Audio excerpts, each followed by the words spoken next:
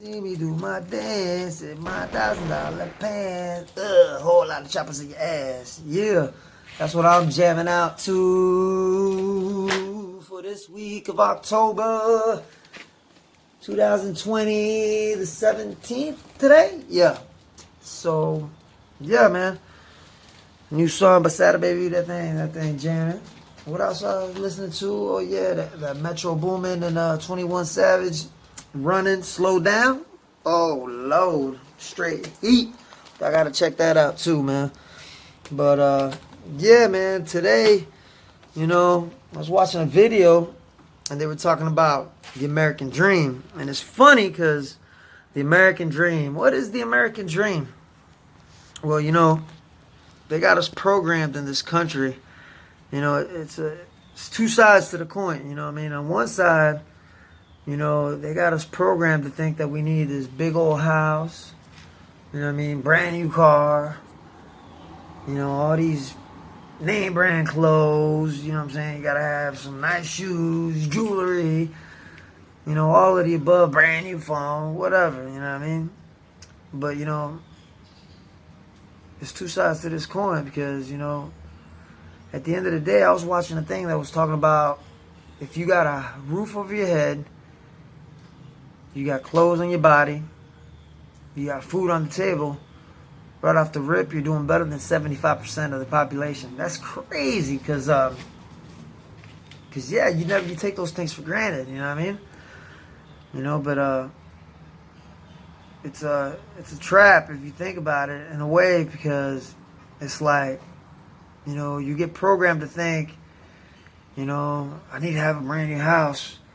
And then you sit there, you save up all this money to give your little down payment on your house that you're never going to own, that you're going to pay on for the next 100 years. And it's never going to be yours. Even if you pay it off, you still got to pay taxes on it. But you basically get in this cycle to where, like, you're working and working and working just to pay on this house that's never going to be yours. And then you got to put nice things in this house. You know what I mean? That's another bill. You hit rooms to go, get yourself a little furniture set. And that's going to set you back $5-6 grand. You know what I mean? That's another payment. And then you got to get a phone. You know what I'm saying? You're going to go out there and you're going to buy the most expensive phone. You get an iPhone, get yourself on a contract, 3 or 4 years. Pay $1,000 for a phone when your car probably don't even cost that much. You riding around in a messed up hoopty Honda with two hubcaps. And wires running everywhere for a system. We got a blown 12 in the back and an aint felony's working on half its cells. It's messed up, man. And then on top of all that, you try to keep up with the Joneses. You want to make sure you buying all these name brand clothing. You got to have Gucci on your slides, Fendi on your ass, all this crazy stuff, And it's like, it's a never ending thing, man. But on the other side, nobody's saying, you need to go be living in no damn tent in the woods, you know what I'm saying? Or nothing like that, because at the end of the day, all those things build responsibility, you know what I'm saying? And it's setting goals is a good thing, you know what I mean? You got to set goals in life to accomplish things. It's kind of like when a ship is at sea, you know what I mean? If you got a map, you know where you're going. But if you're just in the ocean with no map, you get lost in sea, you know what I mean? Because you're not setting goals towards the things you want to accomplish. It's real simple. But yeah, man, like you go out and you buy all these things that you really don't have to buy the most expensive of this or that. You can settle for less, but it's almost like you go and buy something that's cheaper. It's almost like, oh, he broke, he ain't got no money, or oh, he doing bad. You know what I'm saying? Because you're more worried about what other people think. You know what I'm saying? And it's messed up because all of us kind of do that, man. Even myself, I tend to do that too. You know what I'm saying? It's like, it's kind of hard to steer away from that. But you know what? When you're on the come up, like I'm trying to come up right now, and I'm trying to start from the bottom. You know what I mean? It's like you have to block all that out. You really do, man. It's crazy, But I'll tell you what, when I was locked up in prison, you would give anything for the opportunity. Some of these guys that ain't never coming home would do anything for the opportunity to be in that situation, man. They don't give a damn if they'd be living in a tent. They'd give their right arm to be living in a tent as long as they was free. That's why whenever you get in trouble, that's what they take away from you.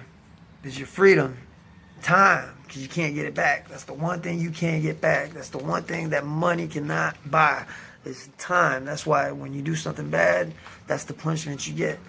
Is they take your time away from you. I'll tell you what, man, time is precious, because you know what? When you gone for a long period of time, when you get out, man, everything done moved on without you. Things change, and it's crazy, man. You'd be surprised what a few years will do, man. You get out, everything be totally different. That girl you used to talk to, she's with some other dude, pregnant, already done started a family. The house you used to live in, that thing burnt down to the ground.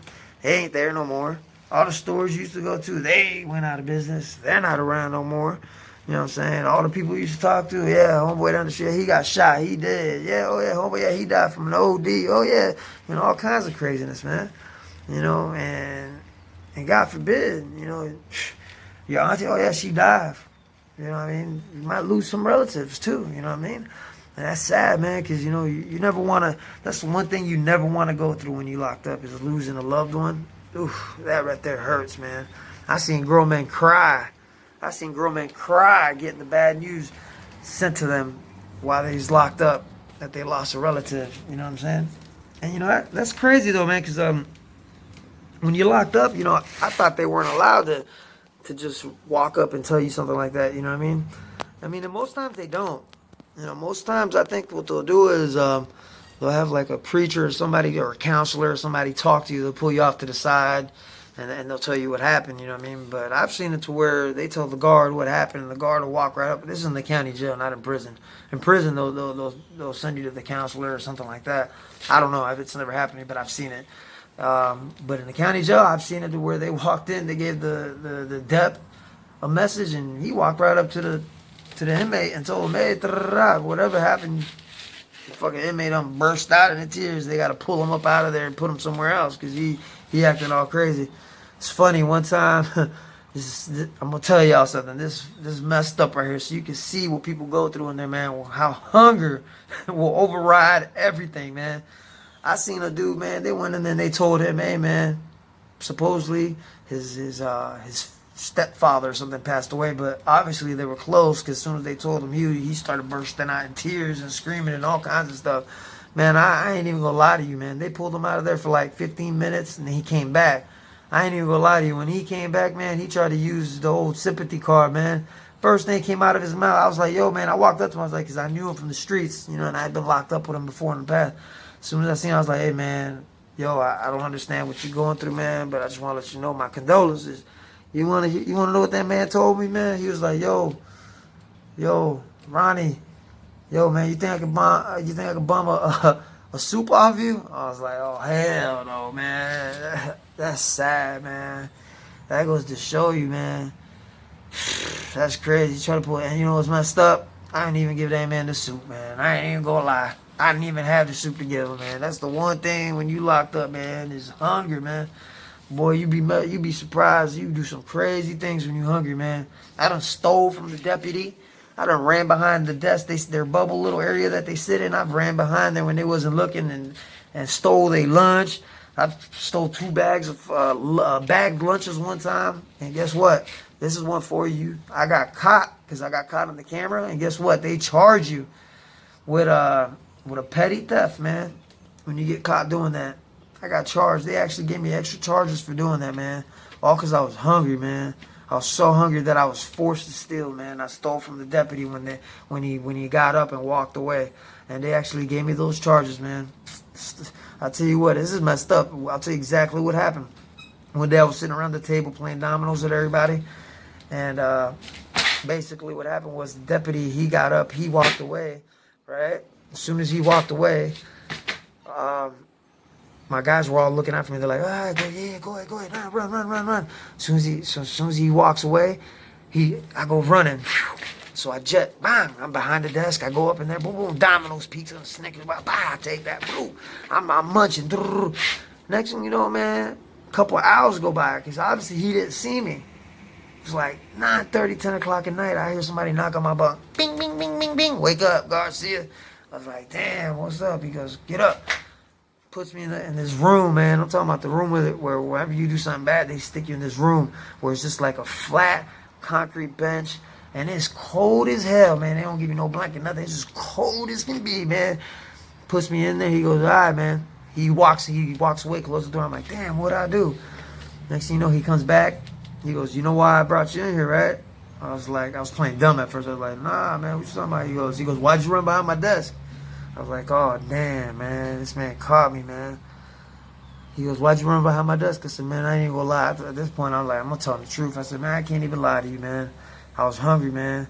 And I needed to eat something because this was like before my money had gone through and my peoples hadn't sent me no money. So a little bit of time had gone by, man. I was like a month in and I was just starving and I got pride. I don't ask nobody for nothing. So yeah, cut back to the story. I told him, I said, man, I was just hungry. I need to get something to eat. He goes, all right, well, since you're honest with me, I'm not gonna send you to lockdown, but you got to get up out of my pod. Boom, I bet. Told me to get my stuff. Actually, I think they got my stuff for me. But as all this is going down, one of the Chicos came up to my window and he's like, yo, homeboy, oh yeah, this is the part I didn't tell y'all.